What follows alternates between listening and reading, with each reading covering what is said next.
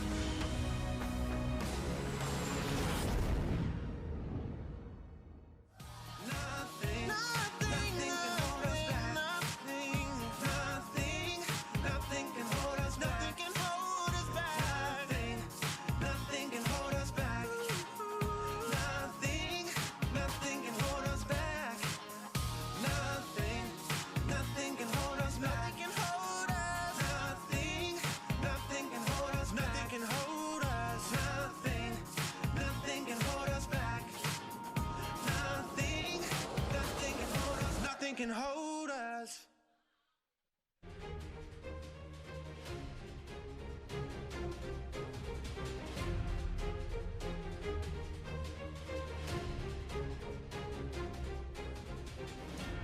Welcome back, everybody, to Seoul, South Korea, where we are casting the next matchup of tonight's LCK. Griffin up against KT. Should be a fun one to get into the second match here. First one, bit of a blowout. Dom able to crush Hanwha Life very quickly, 2-0. Not what we were expecting, and I'm sure a lot of people are expecting Griffin once again to show up big here tonight, Papa.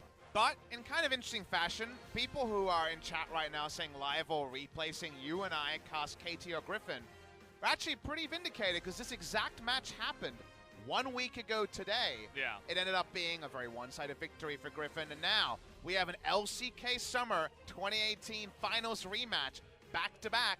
Not a lot has changed for KT since that last loss. Seems like they still are in real struggle street, and Griffin, they start off the second round robin as unbelievable, overwhelming favorites for LCK Spring, but they don't win it till they win it, and they still have not won anything outside the Kesper Cup so far when it comes to that trophy case.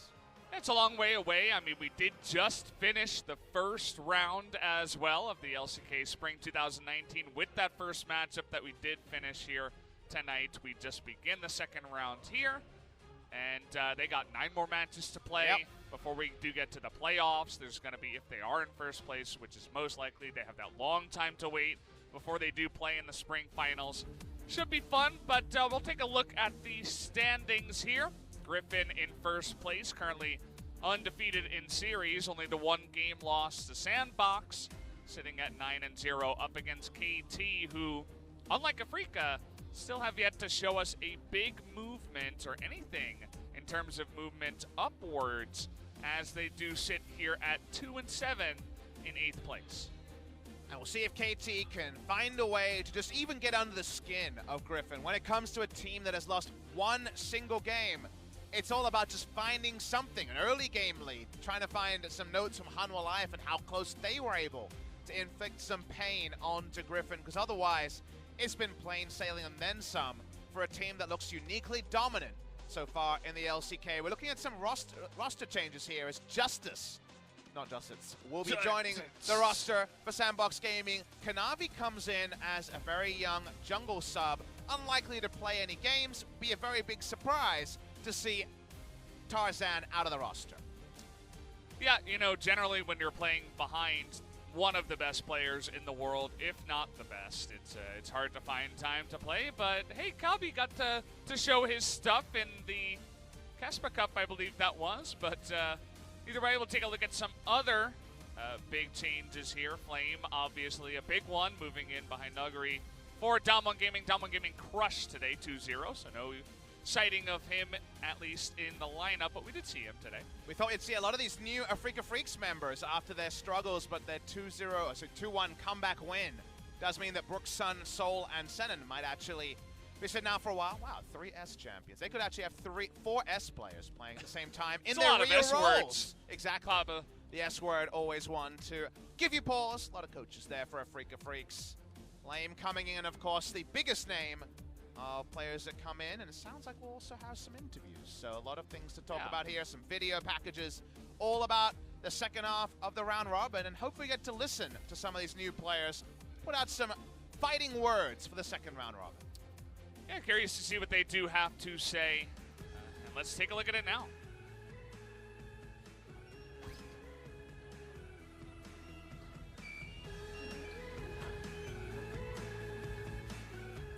안녕하세요. 아프리카 프릭스의 원딜로 돌아오게 된 솔 서진솔입니다. 샌드박스 게이밍에 새로 합류하게 된 저스티스 윤석준입니다. 반갑습니다. 캐넌의 뜻은 이제 순우리말로 늘 새로운 사람이 되라라는 뜻이고, 처음이라 떨리긴 하지만 잘할 자신이 있습니다. 썸머가 끝나고 휴식기를 가지다 보니 이거 복귀가 너무 하고 싶은 거예요. 이거 복귀 안 하면 큰일 날 것 같다. 이번에 되게 기대가 되고 제 능력을 보여주고 싶어요.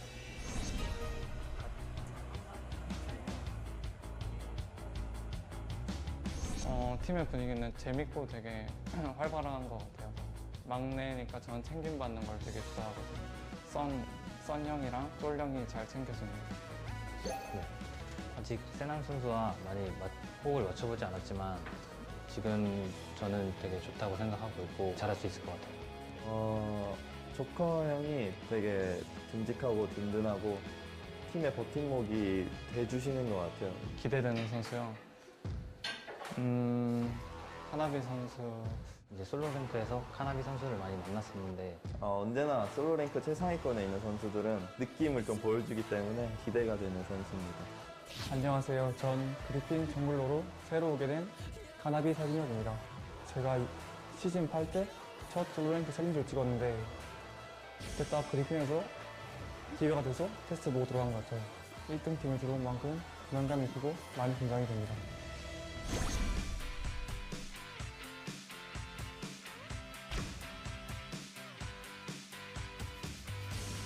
저를 아직 기억하시는 분들이 있을지 모르겠지만 다시 돌아오게 됐고요. 이번에 담원 게이밍에서 새롭게 합류하게 된 탑라이너 플레이 미오종이라고 합니다. 반갑습니다. 그때까지 계속 LCK 받고 한 LCK 한 2-3년 전부터 계속 다시 오고 싶었어요.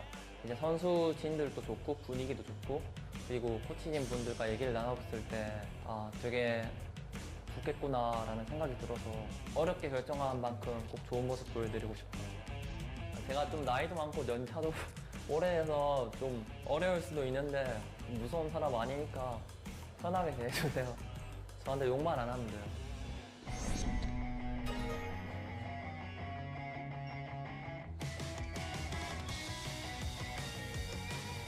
신인이다 보니까 아직 부족한 건 많겠지만 부담감을 이겨내고 노력해서 팀이 좋은 성적 얻을 수 있게 최대한 빨리 적응하고 연습해서 좋은 모습 보여드리도록 하겠습니다. 담원 게이밍 화이팅! 아프리카 프리스트 파이팅! 그리핀 화이팅! 저스티스 화이팅! Wow.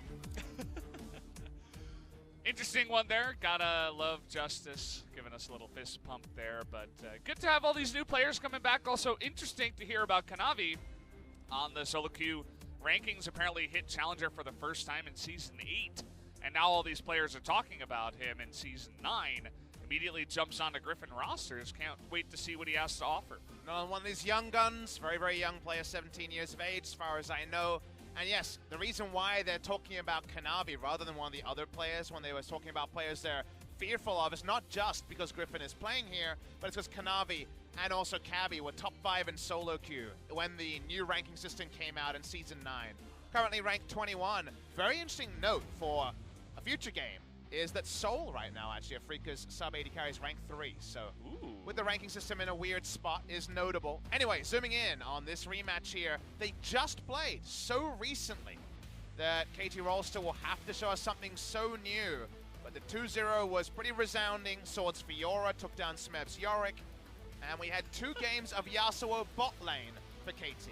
I love the little footnote there, meme of KT's StarCraft player Yellow. It's a guy that always was getting second place over and over and over again, so under the 2's protection.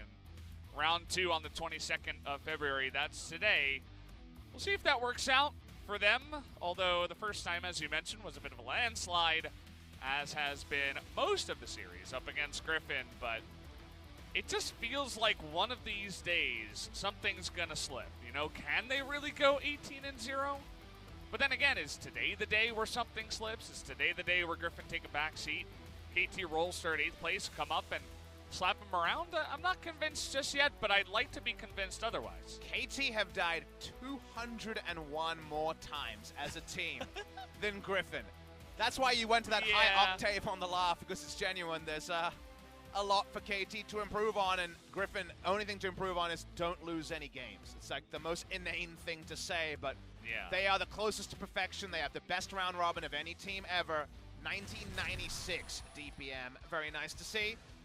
Now look at the replays here. Ooh. This is Smeb, who, you know what, was able to get something going against Khan, but was that Khan's mistakes or Smeb's good plays? Of course, if you're a KT fan, you might be more on one side than the other, but definitely was some nice flanks, even though they weren't quite able to win game number 1 of the Telecom War. Yeah, I mean, his Vladimir play was better than some of the other games we have been seeing from him, for sure.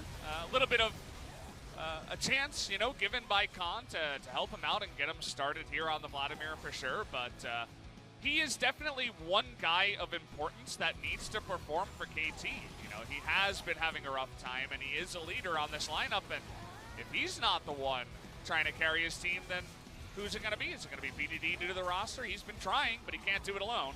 Spoilers, Smeb will be playing today. We get the rest of the confirmation soon, but the moment we have a match point about Smeb, you would hope that Smeb was by no kingin to be sided today. Go to the side of Griffin, who cemented that 9-0 start to the season, taking down Gen G and hardly breaking a sweat doing it. Yeah, well, you know, it's feels pretty good. Viper, pretty clean on this one. Dodges everything, and Tarzan is right there to help him out. The kick, not enough damage, and well. Only sadness is they haven't need to show new things, Valdez. We started the season like, ooh, Orin, ooh, Elise, but since then it's been a lot more standard choices. I want to see some new stuff. Maybe a new champion that's being seen in other teams. I want to see Chovy's Yasuo, because even last year, Chovy was one of our super talented Yasuo players, and more Yasuo the better in competitive play. You mean you're not excited for Viper to play Teemo again? No. I feel like maybe one of these days we'll have that re-emerge, but we take a look at a key player comparison here. Sword actually first in KDA. I mean, you could say that about probably everybody on the side of Griffin, but a lot of lower other numbers, whereas Smeb is actually up there in some of the other numbers, at least in the middle end. Once again, he's got to be one player that performs for this team. Very significant stat that actually should be bolded is the kill participation. Sword has 48% kill participation as a player who usually plays Sion or Urgot. What does it mean, Valdez? It means they don't need team fights to win, and we know they're the dirtiest team fighters in the game. They're the best at team fighting, and yet 48% kill participation says that by the time the team fights are all around, the game's basically done already. So it's going to be up to KT to put a stop to that madness and try to get in there early. Taking a look at KT's lineup here, it's the one that you have become accustomed to in recent times. Umti still in the jungle, Smeb maintaining his spot in the top lane, and Zenit and SnowFlower alongside BDD, who's the obvious one, retaining their spots here in the starting roster. But where is that milk carton picture of Kodong Bin, the real name of Score, the jungler of KT Rolster? No sightings of Score in a really long time. Legendary jungler, the best in the world, or top 3 jungle for multiple years, and yet come 2019, we are seeing very little of Score. Yeah, definitely a little bit disappointing, but at least Umti gets a chance, You know, we were saying how much of a chance is he going to get in 2019 if Score is only going to be here for this year. Well, he's had more of a chance for sure. This is Griffin. Of course, you guys should know their lineup. They don't really play anyone else, and they have no real reason to. Sitting at 9-0, Griffin undefeated in series, looking for another win tonight.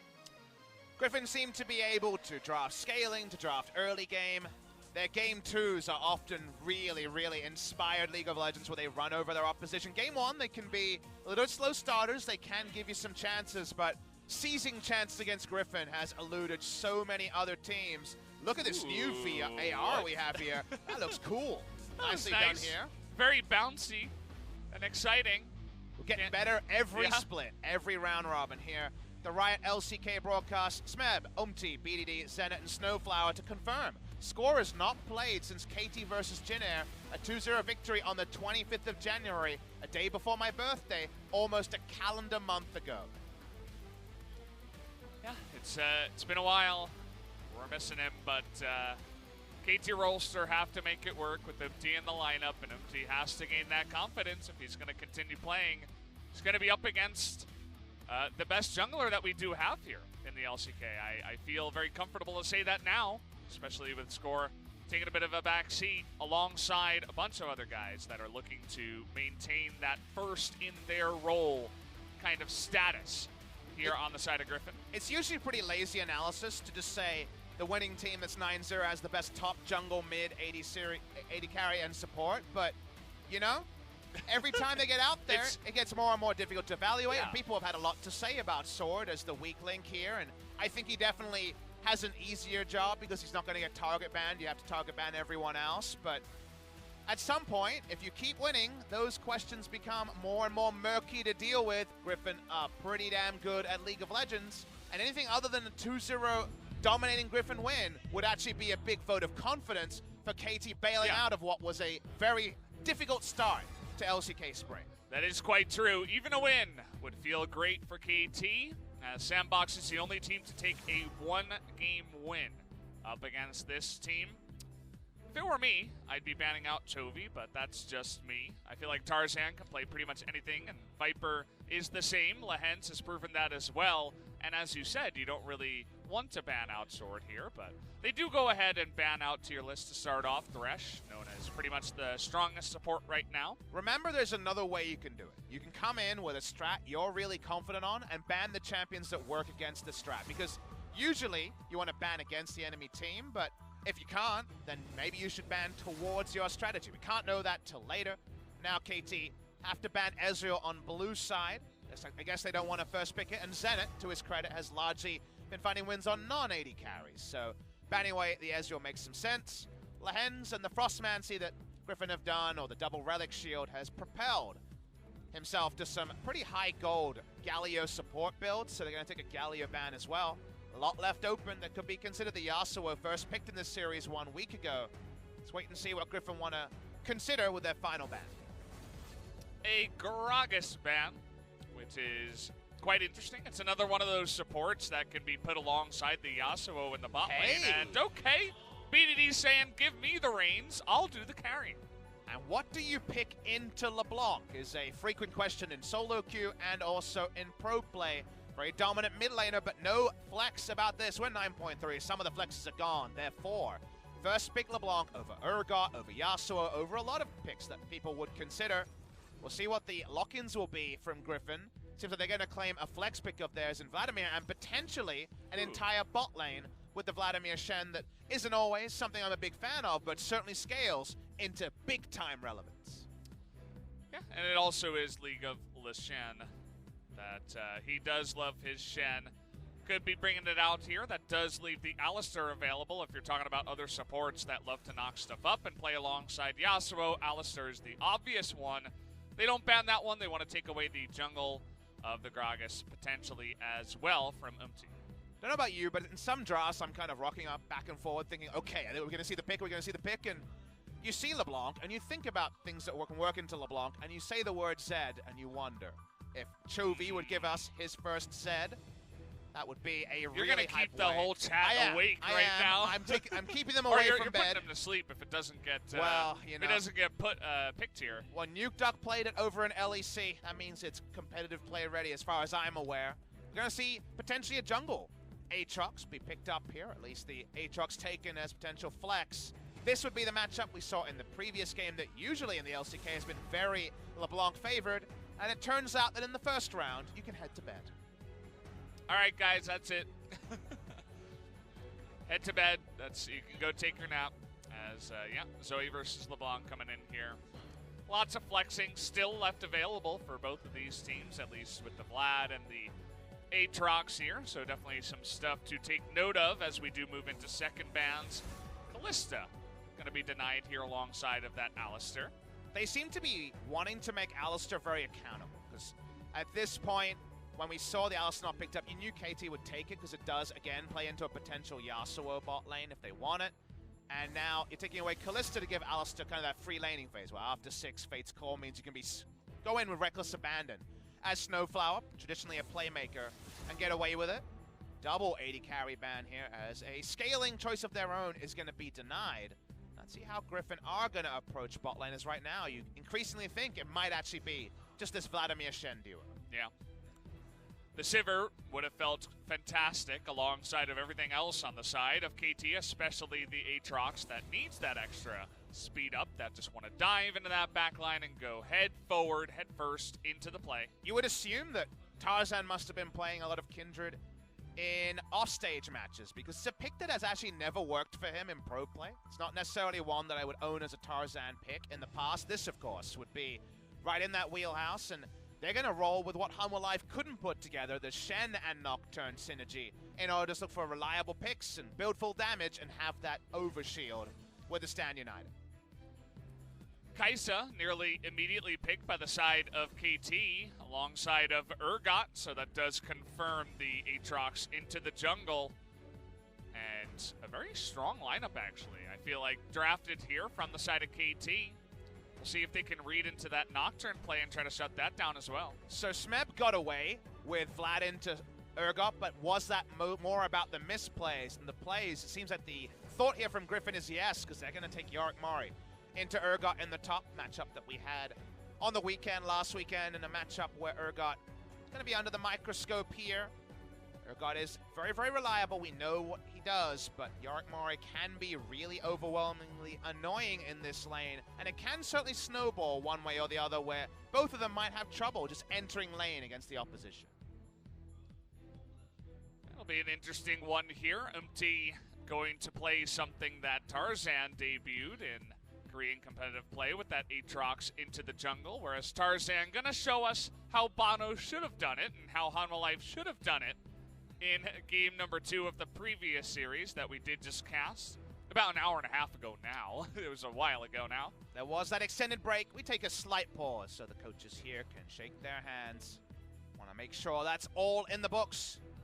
No excuse, the summoner name there for the KT coach, and it's just such a weird quirk of the system to have a rematch 1 week after the first round robin. Same teams, once again, this LCK summer rematch. Doesn't feel like it's going to be that epic duo of series to complement what was an amazing 5-game best of 5 for the LCK Summer Final, just because KT are in such a different spot ladder-wise, but the ladder doesn't always matter. KT showed that against SKT in what was a very competitive series. In this game 1, you already talked about the tier list champions. There are definitely some picks that could hold value, and if you get Yorick far enough behind, there's a possibility that you get blown up by both opposition, Urgot and LeBlanc, and snowballed through. But because it's Griffin, because the nameplates are on, it's very hard to tip that to happen. It is as well, and Chovy once again will have his hand on the Zoe for game number 1 of match 46, our first matchup of round number 2, KT versus Griffin.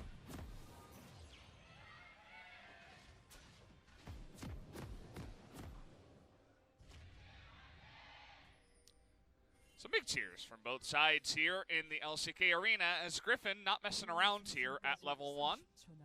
Friday night, 8 p.m. Smeb. Face check. Don't do it to the KT fans. Oh, you did it.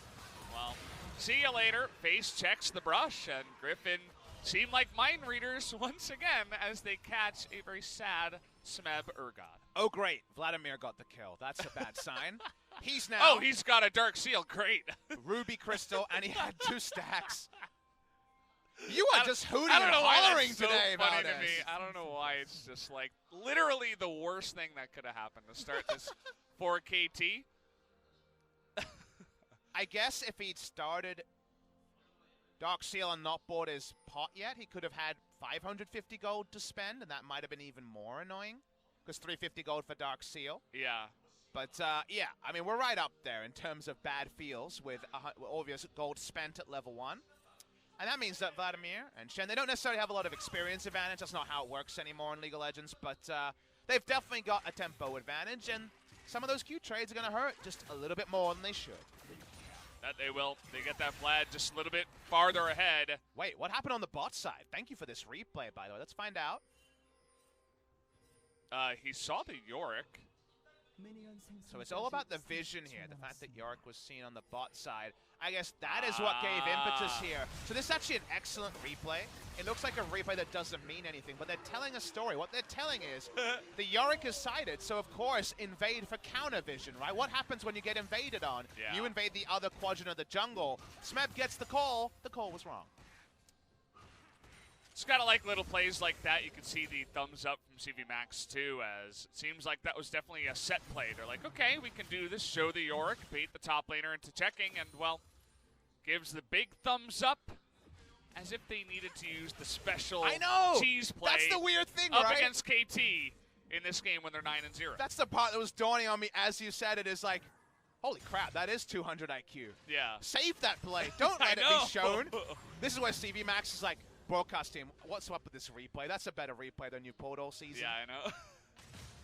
Is there a bit of bias towards us? You're trying to get us our first loss? I mean, in the spirit of competition, probably, yes. right?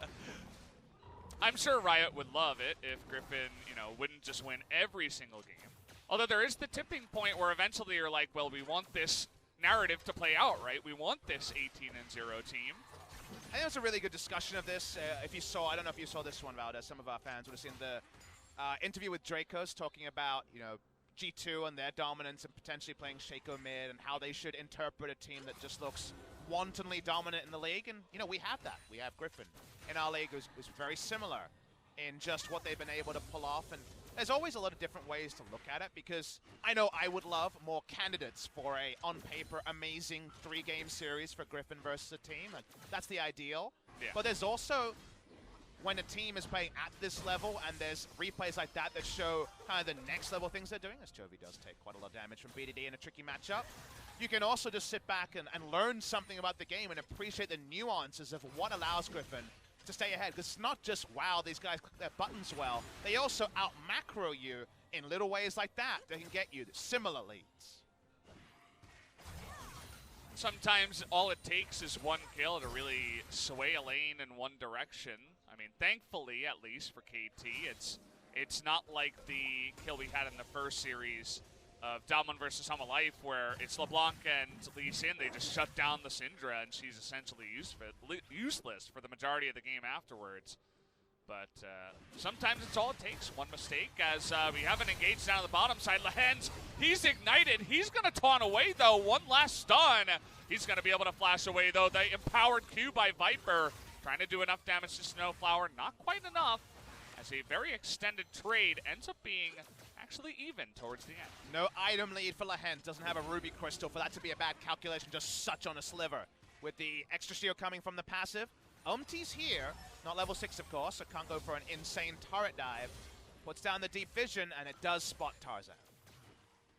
Spots him here, in position, just running straight at Umti, actually. Is going to take a hefty amount of damage on his way out and won't be taking any fights there. But you can see also just the sustain of the Vlad is going to be feeling a bit better, as he does have the pot. And no pots left on the side of SnowFlower and Zenit, so they're going to have to go for that first back. Sustain advantage can be relevant. There's no charges of the refillable either for the Vladimir, but like you mentioned, does have on command healing. Exhaust, Thrift Shop to put down just to allow Chovy to stay in lane. No backs yet for either mid laner, but you're seeing what we didn't see as cleanly in game number 2 of the last series. There is a meaningful CS lead for the LeBlanc does help that because there's a Nocturne side of Griffin, there is a lead also in terms of jungle presence in the early game that forces Chovy to play on the back foot. SnowFlower took a whole lot of damage freezing this wave. He's low. Went down to 95, it looked like there. But he did have vision of the Shen and moved far enough up to see also Viper. So wasn't too worried about that, but he's going to have to go for a back. We got this Infernal first, too, which could make some action happen early on in this game. Should be something that KT are thinking about, finding a way to start. They should be communicating back times and trying to play around that objective because it's one that they have the invitation to, given that Tarzan is on this Nocturne. The solo lanes are in a really good spot for KT as well. Should be first rotation from mid lane from BDD. So for now, at least, it's another one of those early games, another one of those game ones where KT are in no bad position 6 minutes in. So he picks up another exhaust here. Always pretty nice. The second the LeBlanc hops forward, you can lay that down, try to land a Sleep Trouble Bubble, something like that, if the LeBlanc is not in his timing. Very interesting first buy from Zenit. Look at this. He bought boots and also started to work towards a Bilgewater onto way to a Blade the Ruined King. The boots purchase the surprising one to me. Not always something you're going to get this early into the laning phase. Might have just been a quirk of a, I guess, 1,200 gold value back, but either the back timing or the item purchased here, I do find surprising. Can chase for some of those extra autos onto the Vladimir potentially. Yeah. Chovy taking a lot of damage, but Tarzan is nearby. You have to wonder whether that was a bait or just a nice little trade there from BDD. As he ends up picking up Redemption. Level 6 on both junglers. Nice. They know they're here. Yeah, Tarzan gonna spot him out, puts down a ward. But you can see lots of pressure already by the side of KT around that Infernal Drake. And even around this blue. It's around the side of the map where they should be stronger at this point in the game, so you understand the invades. Lehends not level 6 yet to instantly respond. So right now we are zooming out to see the bot lane positioning. KT have first response to this, and Tarzan's just happy for it to release. Oh, bottom lane. Human Plate comes down. But, well, actually no. None of the action does end up unfolding here, as the trade will be important. A lot of mana gone and a bunch of health as well, as Umti is continuing to push in here. LeBlanc shows back in mid lane. Remember, Lehends has ultimate to move over, so Tarzan doesn't have to give this up. It's reset once. Okay, in comes the fear, but Tarzan takes a hefty amount of damage. Even a swing by the blue buff, that gets him insanely low. We'll have to rethink how long he stays around here, but you can see he's even considering going down to the bottom side as low members of KT remain there. Do notice he has no other camps to go to, only now the wolves respawn, so this is the best use of his time. Waiting to combo with Griffin. Lehends walks up, gonna claim this blue. You'd have to assume Umti gets it finally. Plant used here. Red buff gone on Tarzan immediately, and it seems like just the win will go the way of KT as he is able to snatch away the blue buff from the side of Griffin. And already, even though this is a micro victory, you say, okay, you got pressure in the mid lane, pressure in the bot lane, and you stole an objective. Is it the Infernal you wanted to sneak? No. But it's something. And micro wins against a team that has only lost a single best of one. Speaking of that team. Okay, going in with the Paranoia here. Has that Submarine Shen coming in. But the ultimate is proc, the World Ender. The question is, can he get away? Waits to flash afterwards, and he will, in fact, get away here. SnowFlower in position to help out just in case, but they don't need him. The Paranoia just traded for that flash. Flash timing there, good from Umti. If he flashes any earlier, there's a real chance it doesn't do anything. Waits to ensure no trouble bubble was going to hit him to signal his death after the passive as he died. Oh, no. He died. The wolf. Oh my god, the big wolf! It's the big wolf. bad wolf! He returned! He's back! He's back in LCK! Wait. He eliminates him. One kill to wolf. Has anyone died to the wolves since, was it Dyrus on Jungle GP? Because it's usually the Krugs that get the kills. Peanut died to the Krug camp, you remember, at Kesper Cup in 2017. The big bad wolf did it! He actually did it. Welcome back. Get an extra Can we get a kill on the replay board on that here. one, observers? Did we get that one? Did we catch it on camera? Oh boy. And, you know, that's just, that's really annoying for Umti, who, that's more of a tilter more than anything. No, don't worry, it was in a Warrior Enchant shopping timing. Oh, okay, that makes sense. Oh, we do get, wait, I thought we were going to get the replay. I think we might. I really hope we do. I know this is what was supposed to be the action. We can compliment Umti here. His flash timing is good. Flash actually doesn't do anything until he uses it, so well done there. Are we going to track him? Here he goes. So he enters at 100 and what? 8 health? 108 health for this play. Tries to leave. He misses his W, just to note. Let's watch this fight. This is actually the battle. Wait, he had 100. How does he lose this? How does he die? Wolf is doing like 40 damage each. Wolf threads this one in. Umti now realizes he's in a bit of trouble. In midair comes in. There it is! He finds the weak spot of Umti and takes him down. Wins. And you know what? Tarzan gets the Infernal Drake, which, you know, a jungler dies and loses a bunch of time on the map. Who knows? Maybe he would have been there on time to stop the Infernal. Is it possible that there's a weak spot, like a sweet spot for the Wolf like there is for Aatrox when he's battling Aatrox? I mean, it's possible, right? I mean, he kind of just bit him in the face, right? Well, showing his weak spot on cameras. Thank you, observers. We thought the big bad Wolf was sent to Turkey. No, no, no. He's back in the LCK. Yeah. We also lost a Wolf. Wolf Schroeder over in the Overwatch League. Hello to you. Sent us, you know, nice little message after that one as well. What do you think the message means, Valdez? The message? Yeah, what does it mean? It's a coded message. He's a Griffin fan. He is. Well, can't blame him. BDD could be in trouble here. As Umti, he's mad. He's got a level on Tarzan too. He wants that damage. Griffin have a kill. Kill was the Vladimir at level 1. Of course, executes don't count. The Wolf here, 1-0 and 0. Might have to name it. I know LS has names for the A and B side. Yeah, Agatha and Bertha. Yes, exactly. For the Grumps. I've got them, you know, memorized just in case he's coaching. Can he be Aaron the Wolf? Aaron can be an A-side Wolf. Aaron. All right. Well, Aaron, very bloodthirsty in this game. Chovy walking out. We saw he got a very nice trade onto BDD. His bot lane.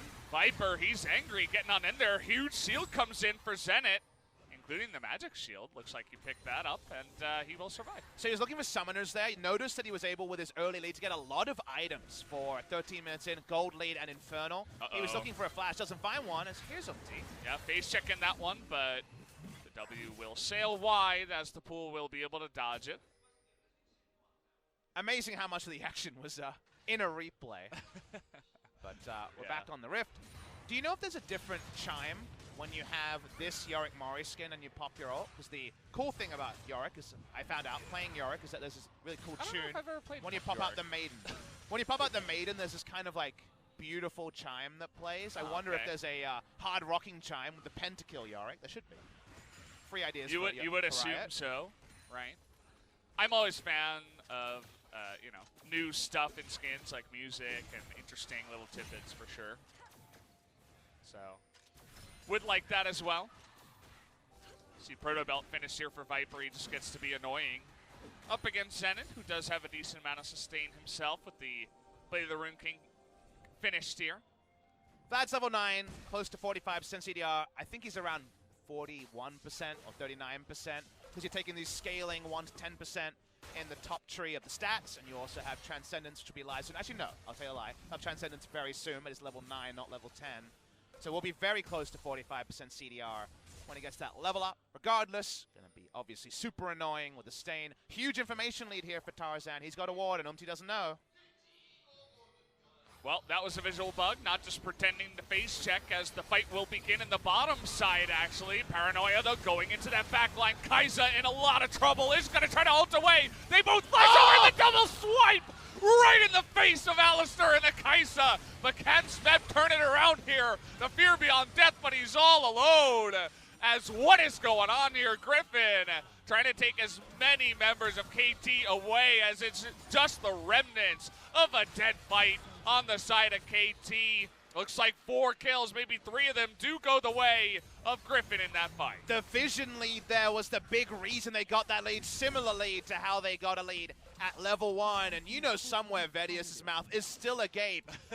The Nocturne passive got a double kill instantly. It's the dream, right? You got them both in front of you. They both have so little health. But what are the chances your passive is back up as well? I know. We're going to watch the replay here. The timing. You know, some people, they have different things that get them going. This for sure is Vedius' dream. We're watching the replay. Remember the summoners are still up. They were trying to be blown earlier, and here it is. Oh, man. Plus 600 Thank you as well. for that sound effect as well, Papa. We were all thinking it. Not often that an Urgot actually gets to kill a Vladimir, given that Vladimir's pull gets him away from the fear beyond death. He's chased down, though, the death not in vain. Tarzan, 3 kills picked up on that little turnaround. He's feeling pretty good about himself right now. Picks up a BF sword already as that GA is going to be really quickly down the pipeline here for this Nocturne. You know, I kind of wish he flexed and built an Infinity Edge. He's already got the stopwatch, right? Yeah, come on. Just do it one time. Less troll than on the previous patch, much more viable now, of course. Yeah. Viper and Lehends, they got the turret first as Shen and Vladimir. That tells you how this game is going.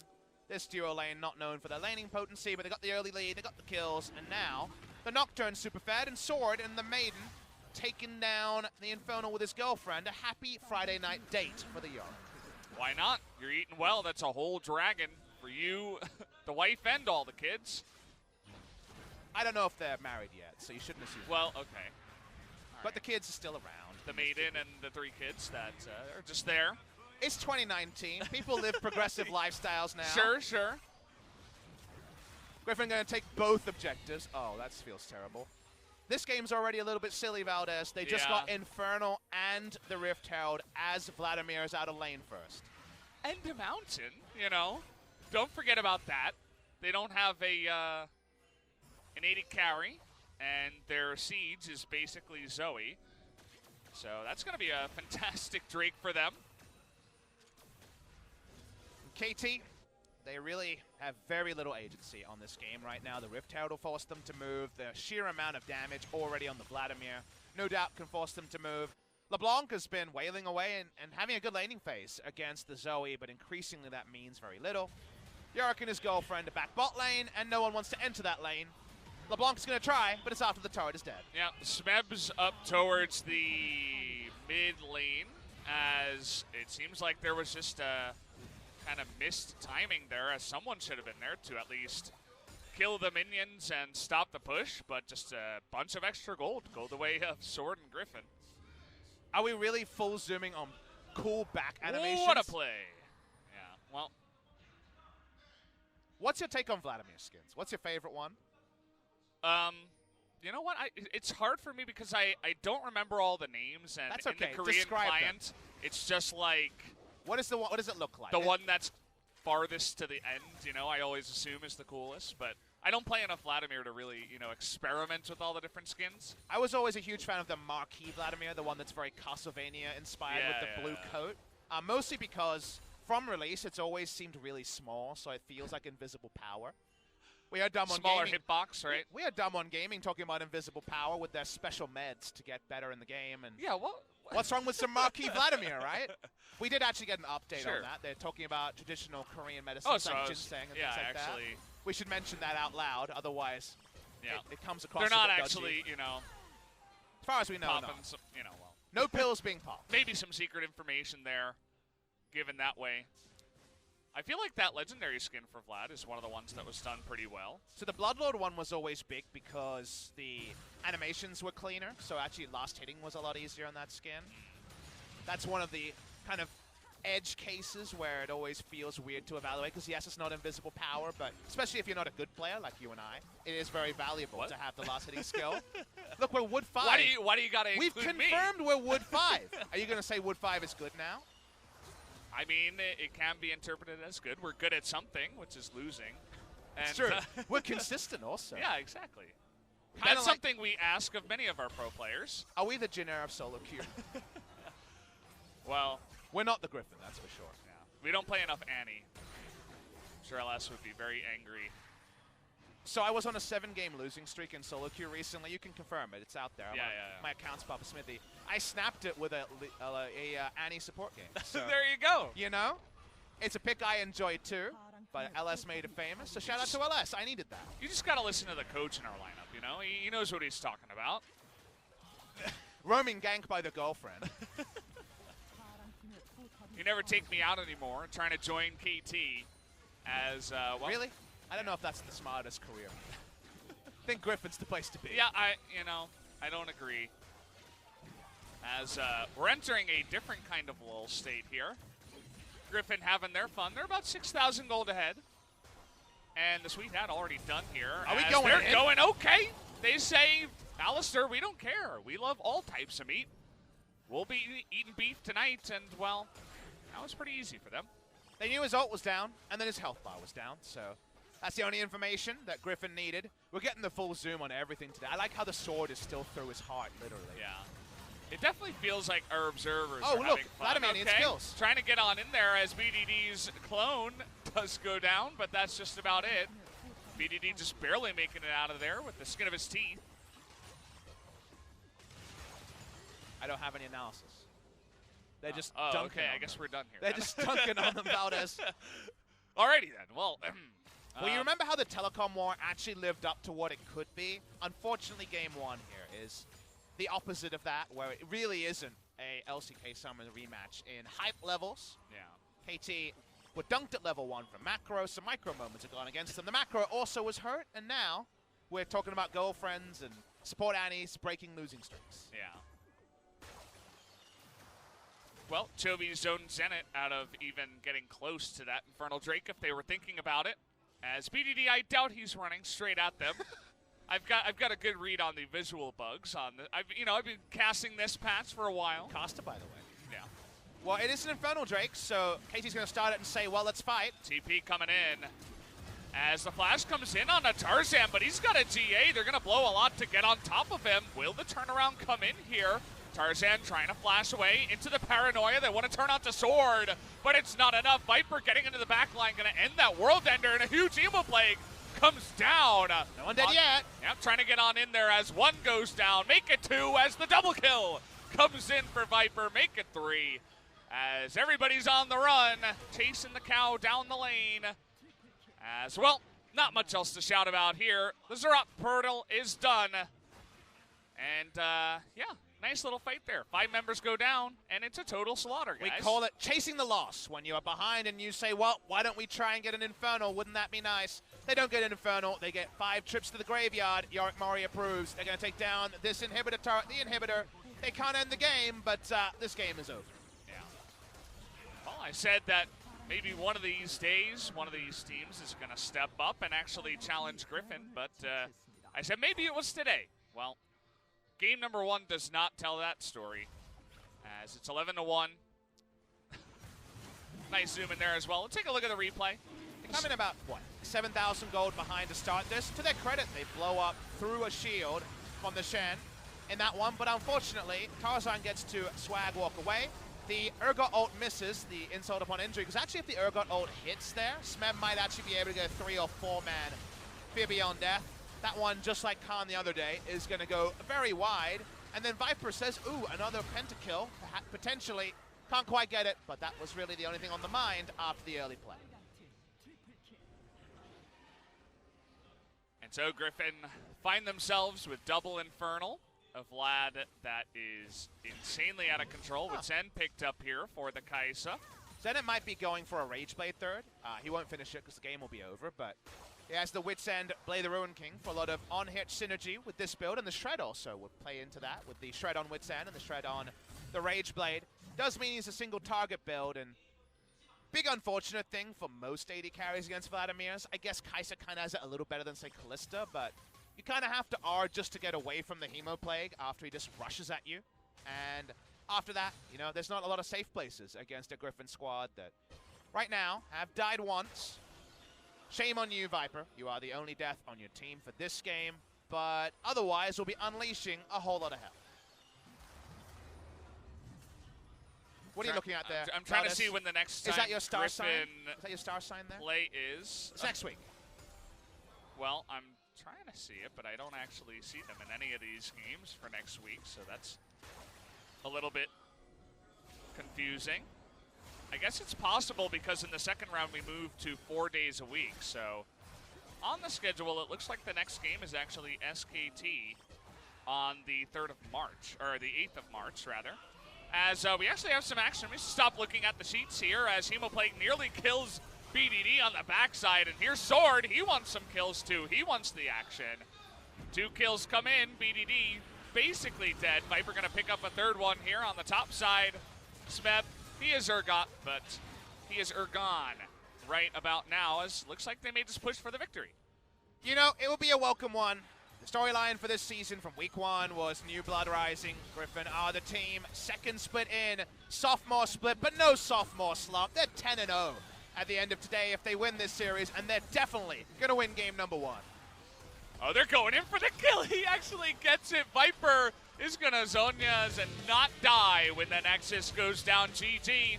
Just got to pad their KDA stats a little bit more, as if it wasn't already high enough.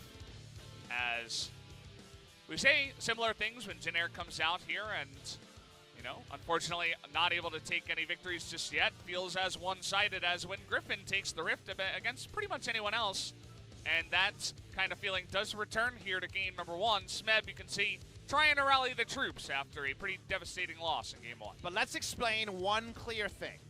KT Rolster, when they were criminally far behind in a game they're expecting to lose, did things. They tried things. They did not roll over like Jin Air, and that's why we approached the analysis here different. They ran at Inferno and said, maybe something will happen here, because they knew that maintaining 3 lanes, they're still going to lose by a lot. So try something, be proactive. Yeah. KT are proactive, that's why we approach it differently, but we don't approach our analysis on power levels. Griffin is way up there. We can't even see. This roof, unfortunately, doesn't go high enough to show where Griffin is right now in terms of career.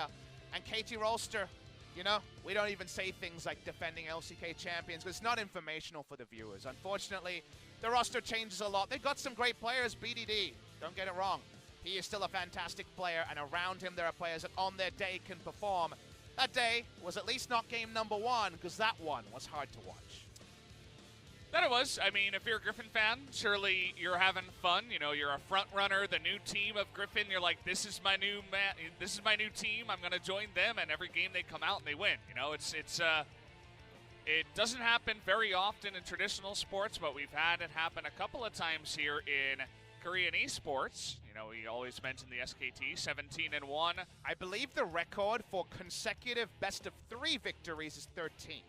That's the record that could be bettered by Griffin if they got 14 match wins in a row, and right now it's looking like 18 match wins. So very much a stat they could rewrite. They already had the best round robin. That was 18-1 in the first round robin. They're now 19-1. So 20 games in, they've lost a single game. If you convert that to an essay, they're 95%. So they're feeling pretty good about that particular score there. That's an A+ in any marking scheme and an A+ performance from Griffin. Yeah, feels that way. They are going to get to a lot of the harder teams here very soon. They have to play up against SKT. Who are their harder teams? And that, I mean, like, other... Isn't you know what I'm language so saying, hard? right? You know? It's really hard. The harder teams that aren't them in LCK. So they got to play SKT, they got to play Sandbox. That's actually their, not next week, but the week after that, in fact. So definitely some of the... you know, more difficult matches compared to some of the other teams we have here in the LCK. Yep, Griffin are certainly knocking on uncharted territory. Like we say, we have one data point, SKT Summer 2015. They keep getting better. Maybe that data point needs to be Griffin Spring 2019. We're getting close to that. The Griffin signs many. I assume that's Ambition in the top left. Yeah, it says, Ambition says, like, why are Chinese teams strong? Is because they haven't met Korean teams and they haven't met Chovy. They haven't met Griffin yet. Yeah. Griffin is what I meant by Korean teams, obviously. They are the Korean team. I see you're in the MSI mindset of only one team. Exactly. Nice one. Nailed it. There you go. You know, I'd have to agree with Ambition, you know, when you check over the LPL. But again, it's hard to tell because is it just Griffin is so much better than everybody else, or Is it just China as a region being really strong? All those questions and more to be answered after this commercial break.